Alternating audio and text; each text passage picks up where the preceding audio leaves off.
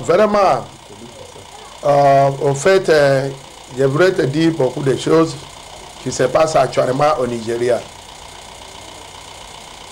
Moi, je suis M. Eze Marcel, Anne Choukou, coordinateur des Biafra, tout le Côte d'Ivoire, ici en Côte d'Ivoire. D'accord. Ok. Bon, mais qu'est-ce qui se passe exactement au Nigeria? Actuellement, au Nigeria, les gens ils sont entrés de morts. Il y a aujourd'hui presque 3000 morts. C'est-à-dire, ça commence d'abord les policiers des années, les policiers, on appelle SAS, créés par le gouvernement terroriste de Nigeria. Ils sont en train de terroriser les gens, tuer les gens en désordre, jusqu'à bientôt, disons dans 2 semaines passées. Ils sont partis, eux-mêmes ils volent, ils sont des voleurs, ils font de n'importe quoi. Maintenant, le gouvernement, il les soutient. Tout avant, à l'hôpital, à le commissaire, ils vont l'enverser le dossier.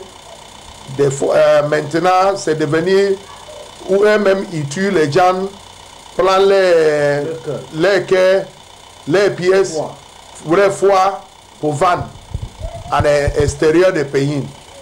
Maintenant, quand les gens ils ont découvert ça, tous les pays ils sont se levés pour dire que non, on ne veut plus de, ça s'appelle SAS. Jusqu'à le gouvernement il dit non, ils sont annulés les SAS.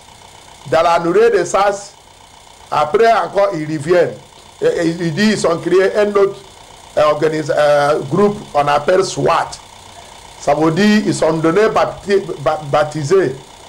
Les gens, ce que vous dites, vous êtes enlevés, ils sont en train de tuer les gens en désordre. C'est ça, les gens, ils ont commencé à manifester, tous les jeunes hommes dans le pays. Ils sont en train de lever partout pour dire non, ils ne veulent pas. Ils veulent que le gouvernement, il veut que le gouvernement n'a qu'à adresser tout ce qui se passe depuis longtemps. Le Nigeria, on est 60 ans, tu ne peux pas avoir courant. Il n'y a pas l'eau. Les gens, ils vivent, les politiciens, mal gestion, tout ça là. Les journaux, ils disent non, ils veulent qu'on n'a qu'à redresser tout ça là. Dans ça, le gouvernement, il dit ok, ils sont compris. C'est là maintenant, ils sont envoyés les militaires, où les gens, ils sont en train de manifester pour dire non, nous on ne veut plus les SAS, on ne veut plus tout ça là. Maintenant, hier soir, ils sont dit, ils vont chasser tout le monde, ils n'ont qu'à l'entrer à la maison. Les gens, ils sont là-bas, ils ont envoyé les cargos des militaires pour commencer à tuer les gens en désordre. Actuellement, aujourd'hui même, ce n'est pas la peine. Partout, actuellement, on a dans pleine révolution. Pleine révolution, chacun il tue son ami. Vous êtes en pleine révolution. Oui, oui. Actuellement, présentement, nous sommes en pleine révolution au Nigeria. D'accord. Est-ce que tout ce que vous venez de dire là, vous pouvez nous dire ça en anglais? Pourquoi pas? D'accord, donc on vous écoute. Oui, au Nigeria, I'm a Nigerian. My name is Eze Marcel Anne Choukou. I'm a Nigerian living here in Côte d'Ivoire. So I'm in Nigerian community here in Côte d'Ivoire, a member. But now the country is on fire. Is on fire because of the bad leadership. The government are killing the innocent youth. The innocent youth are by the policemen. The innocent youth went and started manifesting. Now the government told them, give the government condition because people are living, dying, no good social amenity. A lot of things are going on. From there, the government said they don't want, we listen to them. Finally, they went and brought in the military. Then the military went there and invaded the place where the people are doing their protest and started shooting them. They killed more than 200 people live yesterday night. Everywhere now, Nigeria is now in a full evolution. Nigeria is now in a full evolution. You can see the flag of Nigeria painted with blood. So automatically, nobody is safe. So we, the Nigerians living here in Cote d'Ivoire, are dropping this information to Ivorian government to come to our aid, the ECOWAS, AU, because people are dying, the UN, all the whole world powers. Even they broke the media so that the media cannot publish it. So a lot of people are dying. As I'm telling you now, yesterday night they killed more than 250 youths, the military. As I'm telling you now, Nigeria is on fire. Yes, everywhere is burning. Full evolution. You know what is the revolution?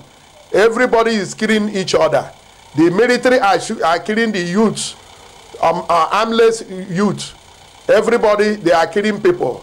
Both the police, the military, they combined together. They are killing people.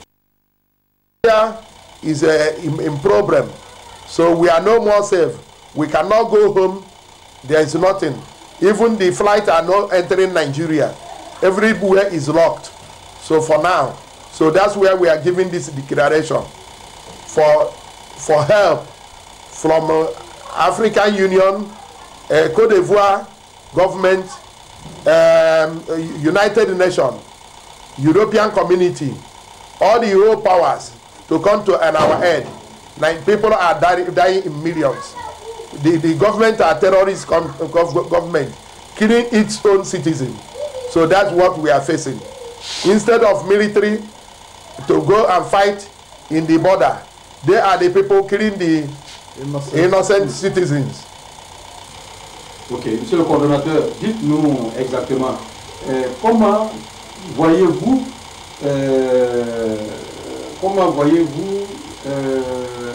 la situation actuelle, n'est-ce pas, la situation, votre combat actuel, et est-ce que vous pensez qu'il y a des solutions? Est-ce que vous pensez qu'il y a des pistes de solutions pour pouvoir faire plier le gouvernement actuel du Nigeria? Il y a des solutions. Lesquelles? Lesquelles solutions? C'est qu'on a actuellement au Nigeria, il faudrait qu'on ait qu'un référendum. Le ONU, il n'a qu'à venir faire un référendum pour nous. Chacun, il n'a qu'à chercher son autre. Sinon, si ça ne se fait pas, Somalie, il sera mieux que Nigeria. Parce que le pays, c'est en feu. Ça, c'est la seule solution. Aujourd'hui, vous êtes assis avec deux personnalités, deux de vos collaborateurs qui sont extrêmement importants quand même, qui sont avec nous il y a quelques minutes. Est-ce que vous pouvez les présenter? Ok. À ma droite, c'est Mr. Bernard, Apostle Bernard. C'est lui qui est officier liaison. Mobilisation, il est dans le secteur de mobilisation. Maintenant, à ma gauche, c'est mon coordinateur de Yopougon, Mr. Pastor Emeka Okaboué. D'accord. Est-ce qu'on peut les interroger? Si. D'accord. Monsieur le coordonnateur de Yopougon, dites-nous exactement, pour appuyer le coordonnateur national du Côte d'Ivoire, est-ce que vous pensez que votre combat est utile? Est-ce que vous croyez que votre combat peut aboutir? Oui, pourquoi on cherche à attirer l'attention de le monde? C'est pour sauver la vie. Depuis 50, 60 ans, Nigeria d'hier passé, c'est la mort seulement. On voit au Nigeria aujourd'hui, il y a les 7 groupes de terroristes. Alors, je vais vous faire rappeler, tous les 7 groupes de terroristes, ça trouve dans un seul ethnie. C'est un seul ethnie qui produit les 7 groupes terroristes. Et dans 7 groupes terroristes, dans le monde entier, ils sont les 2e troisième, quatrième plus dangereux terroriste dans le monde. En cette ethnie, c'est le peu, on peut dire, les Fulani. Depuis quand les Britanniques ils ont quitté le Nigeria, ils ont pris le pouvoir du Nigeria, ils ont donné à Fulani. Dans ça, depuis la Fulani, ils tuent les autres ethniques. Ils tuent les autres ethniques. On peut y appeler les guerres de Biafra qui étaient passées en 1967. Dans 1973, ils ont tué plus que 5 millions dans les aides de l'Angleterre pour gagner les richesses des Nigériens, les richesses de l'île, le pétrole. En accord de ça, le monde, les gens sont morts chaque jour. Ça ne peut pas nous plaire à perdre les gens. La seule solution qu'on voit, c'est pour tirer l'attention du monde. Pour voir, ça c'est un mariage. Les Lougas, ils ont créé ce mariage en 1914. Ils ont réuni les gens de différentes ethnies, différentes religions, différentes manières de vie. Ils ont réuni. Alors on voit cette réunion, ça ne marche pas. Ça mène la mort seulement. Aujourd'hui, on voit une révélation au Nigeria. Je veux te dire la vérité. Si le monde, seulement ils peuvent voir ce qui passe au Nigeria aujourd'hui, la militaire était venue hier nuit. Ils ont tué plus que 60 et quelques les gens qui sont en train de faire les manifestations. Ils n'ont pas armé. Ils sont en train de demander seulement l'arrêté de Saxe. Ça, c'est un côté des policiers. Ils tuent les gens. Ils sont en train de voler à les populations. Les jeunesses disent c'est trop. C'est trop. On n'est qu'à s'arrêter cette côté des policiers. On dirait l'État a fait bonne chose pour arranger la population. Ils ont fait sortir l'armée. L'armée, ils ont tué plus que 70. Comme j'étais en train de te parler aujourd'hui, il y a les kiosques. Il y a la révélation qui est en train de passer. Le monde ne va pas fermer les yeux. Le monde ne va pas fermer les oreilles. Il n'est qu'à laisser tout l'intérêt qu'il cherche au Nigeria. Il n'est qu'à venir l'aide de la population. S'il n'est pas venu l'aide de la population, on va voir plus que 20 000 morts. Ça connaissons-ils l'attention de le monde? Pasteur Bernard, est-ce qu'on peut vous écouter ici? Oui, je suis toujours dans le même gap avec lui. Parce que ce qui est passé au Nigeria, c'est révolution. Pendant un moment, les Biafra en train de combattre pour qu'ils soient séparés, mais les gens ne comprenaient pas. Les autres ethnies ne comprenaient pas. Le combat nous a mené depuis là, c'est maintenant, les gens ont commencé à voir la vérité. Comme ce que mon frère vient de dire. Les terroristes partout, ils volent des femmes, ils tuent. Et puis c'est un ethnie qui fait toutes ces choses-là. Depuis, ils ont commencé à tuer jusqu'à l'heure de votre part. Tu ne peux pas avoir un Fulani qui était condamné à la justice. Il tue comme il veut. Il vole, il fait tout. Mais si tu vois des révélations aujourd'hui qui sont de passer, c'est parce qu'on est fatigué. Ok, merci Pasteur Bernard. Passez le micro au coordonnateur. Monsieur le coordonnateur, est-ce que vous validez ce que vos deux collaborateurs viennent de dire? Oui, en principe, tout ce qu'ils ont dit là, c'est la vérité. Sinon, ce qu'on est en train de voir au Nigeria, ça nous dépasse. Ça veut dire que le Nigeria, c'est un zoo où on garde des animaux. Où on fait toi-même tu sais au zoo là chaque animal il tue son petit. Ça veut dire il y a pas roi. Nigeria c'est un pays comme ça. Il n'y a pas de l'ordre. Il n'y a pas de l'ordre. Très bien. Monsieur le coordonnateur, on va revenir rapidement à votre projet de récréation. Ça vous tient à cœur depuis des années. Selon vous, est-ce que vous pensez que l'État du Nigeria, en ce moment, est en mesure de tenir sur le référendum? Oui, parce que nous sommes 200 et quelques millions d'habitants. On n'a même pas le dossier pour dire que là, c'est-à-dire 200 et quelques millions d'habitants. Vous voyez, on a dépassé toute l'Afrique de l'Ouest, même Nigeria seulement. Pourquoi pas? On a besoin de référendum parce que nous, d'abord, les Biafrais, nous, on a plus que 80 millions. On a dépassé Côte d'Ivoire, pays Côte d'Ivoire où nous sommes, dans la population. Même chose, les gens de Odoudouwa, les Yoruba, là, ils sont plus que 70 millions d'habitants. C'est même chose, les gens, niveau, les gens de centre de Nigeria, on appelle Middle Belt, ils sont plus que 60 millions d'habitants. Maintenant, le nord de Nigeria, il s'appelle les Hausa. Les Hausa aussi, ils dépassent au moins 80 millions d'habitants. Maintenant, au Nigeria, l'ethnie qui est en train de tuer les gens, ils ne sont pas des Nigériens. Ils sont même pas les citoyens de Nigeria. Ils sont pas, c'est le père, ils viennent depuis 1804 au Nigeria. C'est en Greta, ils sont pris pouvoir pour les donner. Ok, dites-moi, monsieur le coordonnateur, avant de passer au représentant de Bougon, est-ce que vous avez pensé à une série d'actions à faire pour pouvoir pousser les autorités nigérianes à accéder à votre requête? C'est-à-dire? C'est-à-dire, quels sont les différents types de manifestations que vous envisagez pour contraindre le Nigeria à accepter l'idée du référendum? Actuellement, nous sommes des train d'évolution. Ça veut dire que c'est l'ONU seulement, l'Union européenne, qui peut appuyer le référendum, ça n'a qu'à passer. Parce qu'actuellement, nous sommes dans l'évolution. Nous, on ne peut plus faire une autre chose si ce n'est pas pour venir nous séparer la parole. Parce qu'une fois, deux personnes ils sont en l'évolution là. Toute l'Afrique de l'Ouest, il sait que ce qui les attend.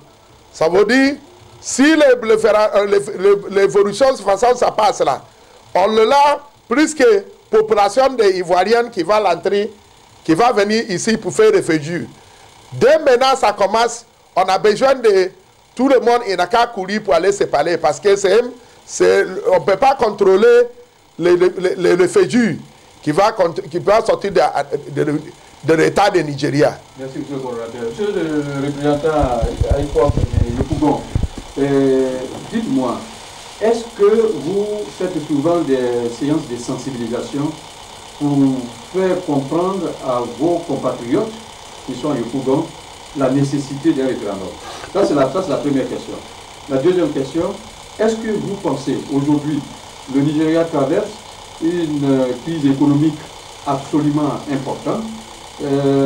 Est-ce que vous pensez que le Nigeria, à ce temps précis, a les moyens, a la possibilité logistique, financière, programmatique nécessaire pour pouvoir tenir un référendum? Parce que le référendum est coûteux. Ok. Oui, on fait notre effort de faire, les gens, ils n'ont qu'à nous attendre.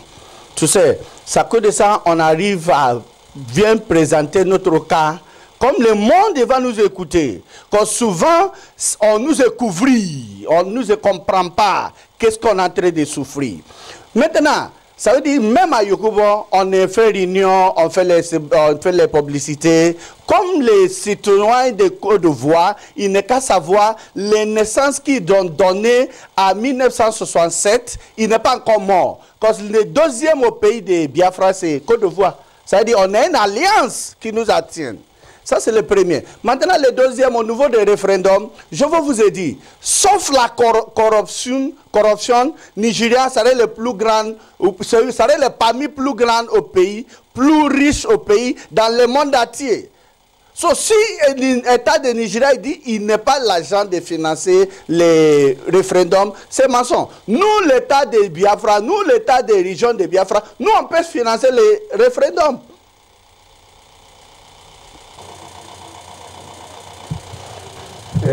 Dites-moi, monsieur le coordonnateur de Yopougon, quelles sont les sources de financement de IPOB? Tu sais pourquoi j'ai souri? Parce que ça, c'est les questions du jury. Ils posent toujours pour savoir notre source de fonds. Parce que ça, l'État nigérien comment on pousse partout dans le monde, comment on est en train de pousser au niveau de notre objectif. Mais je veux vous dire, il n'y a pas l'État qui nous est sponsorisé, il n'y a pas les hommes politiques qui nous est sponsorisé.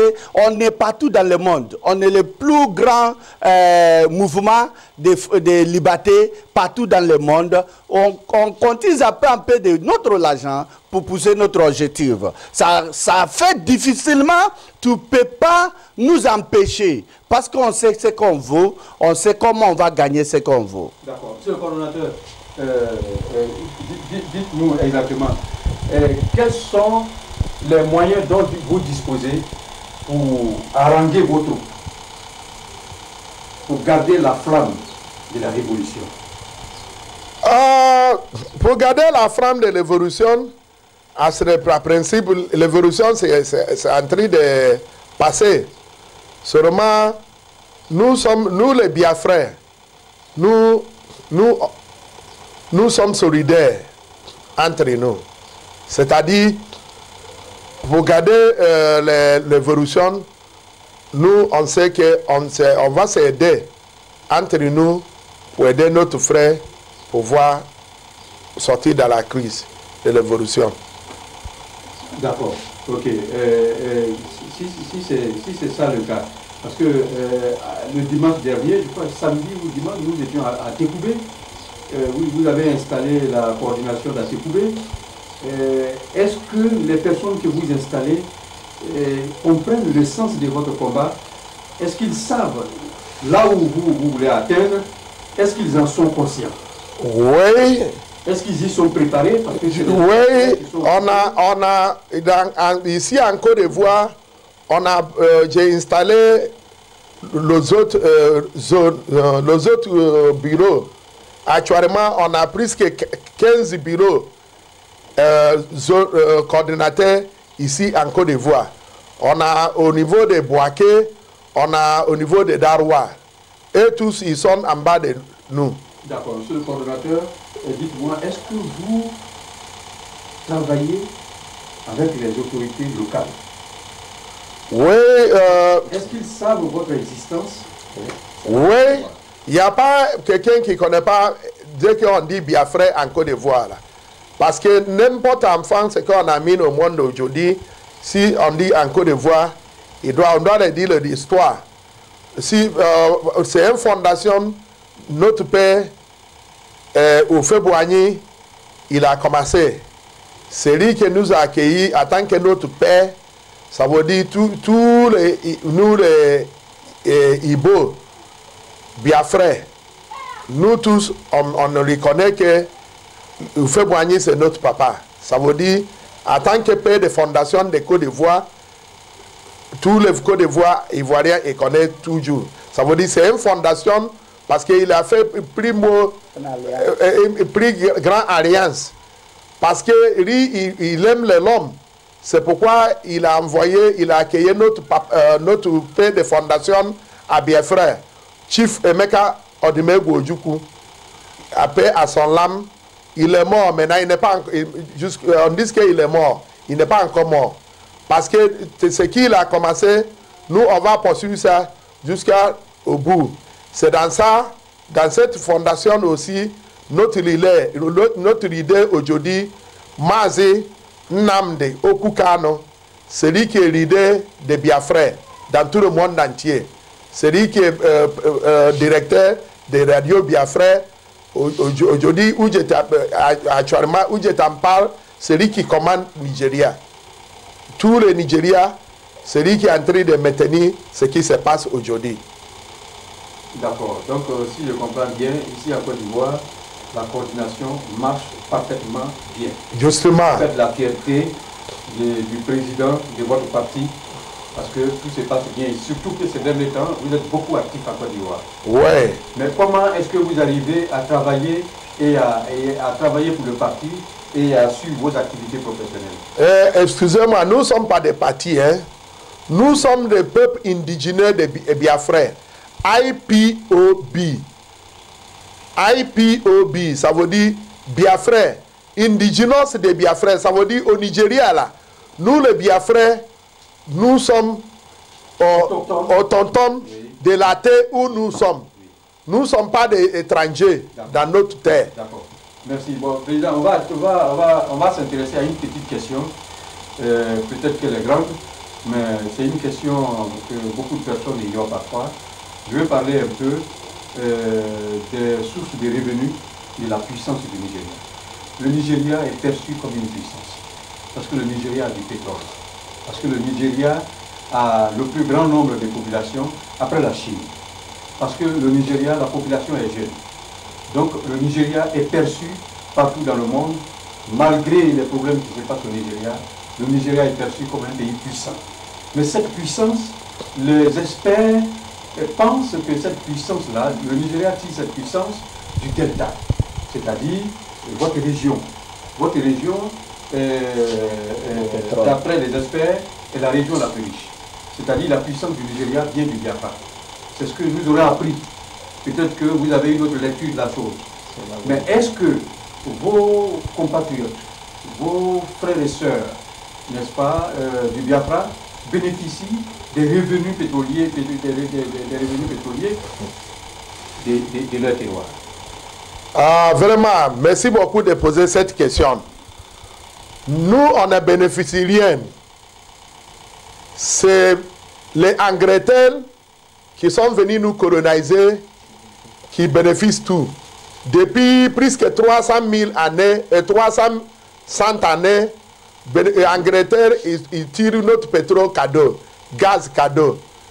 Et puis, dans ça, nous, les citoyens de Biafra, nous, on vit malheureux.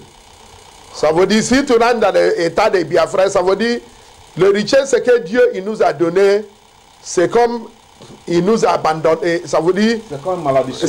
C'est comme malédiction. Ça veut dire, nous, les citoyens de Biafra, on ne bénéficie rien. Les gens, ils n'arrivent pas à aller à l'école. À principe, Nigeria, c'est 4 pays. Ou bien 5 pays, même si on peut bien voir. On a Oduduwa, on a Kwararafa, et puis on a un autre pays aussi, Arewa, les gens du Nord. C'est le 4 pays là, les Angleterres, ils sont venus forcer pour nous dire on n'a qu'à vivre ensemble forcément. C'est pas, et malgré tout ça là, ils sont partis prendre un autre groupe qui ne sont pas de Nigeria pour venir balancer le pouvoir dans les mains. Pour nous tuer, nous mettre esclaves toujours, en tant qu'ils sont donnés pouvoir à les Noirs. Pourtant, tout ça là, c'est faux. D'accord, on va aller rapidement. On est vers la fin de cette interview. Dites-moi, Monsieur le Président, pourquoi vous ne négocierez pas une prise de parole à la tribune du Conseil de sécurité de l'ONU? C'est la tribune la plus prestigieuse au monde et là-bas, les voix sont entendues, les voix sont écoutées. Pourquoi vous ne négocierez pas un temps de parole pour exposer à la face du monde les préoccupations du peuple biafran? Oui, tu as même tu sais, dans le monde là, ONU là, Angleterre qui nous a colonisés, ils sont membres permanents dans la sécurité de ONU. Maintenant, on a appelé là-bas, Nigeria, nous sommes 60 ans et quelques aujourd'hui. Maintenant, on est allé là-bas, on marche. C'est-à-dire, eux ne veulent pas que la vérité s'en a qu'à sortir. Ça veut dire, si tu veux bien voir, eux-mêmes, c'est eux qui bloquent ça. C'est pourquoi nous, on est en train d'appeler les autres mondes entiers, ils n'ont qu'à nous aider. L'Union européenne, avec les groupes, pour venir à notre secours, Union africaine, CEDEAO d'abord. Et puis, nous aussi, les citoyens de Biafra qui sont en Côte d'Ivoire, on est auprès de notre président de République Côte d'Ivoire. Il n'a qu'à aussi appuyer pour nous, parce que lui-même, il était là au moment où notre frère Ojukwu, il est venu ici en exil. Ça veut dire que ça tombe bien, parce qu'en ce moment aussi, dans le gouvernement, avec notre père Oufé Boigny.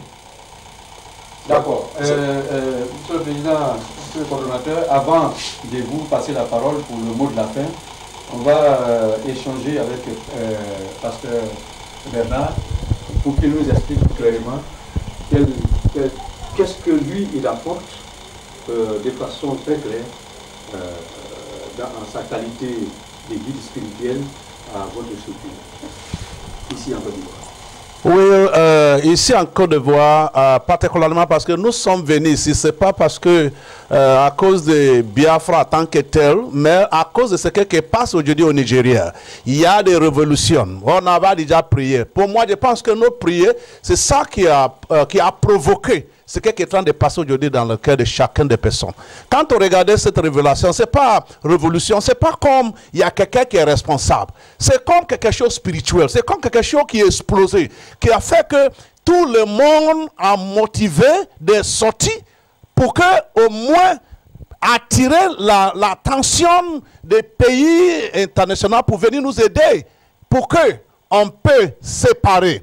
On avait déjà prié, faire beaucoup de choses pour que le Nigeria soit propre. Mais on a vu que maintenant, voilà comment Dieu il veut répondre. C'est ça qui fait qu'aujourd'hui, il y a des révolutions qui sont en train de passer. Là, nous on prie en Côte d'Ivoire, nous on prie ici en Côte d'Ivoire, au Nigeria, on prie aussi pour que le Nigeria soit un pays, on peut dire oui, un pays qui est bon.